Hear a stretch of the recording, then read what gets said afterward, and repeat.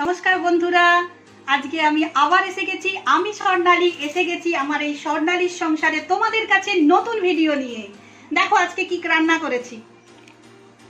দেখো ভাতটা প্রথমেই করে নিয়েছি, ভাত যেমন করি।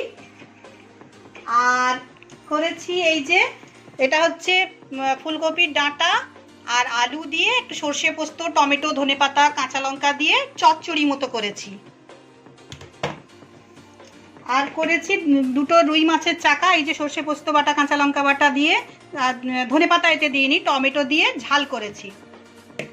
আর ভাই যেহেতু মাছ খায় না, ওটা আমি আর ছেলে খাবো, ভাইয়ের জন্য ডিমের অমলেট করে রেখেছি এই যে।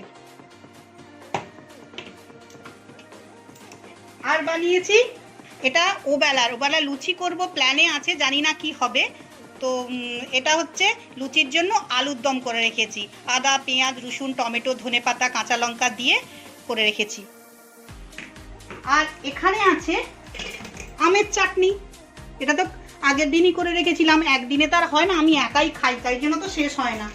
আমি চাটনি খেতে ভালোবাসি, কিন্তু একা খাই বলে না শেষ হয় না। ছেলে তো খায় না, ভাই মাঝে মাঝে খায়, মাঝে মাঝে খায় না।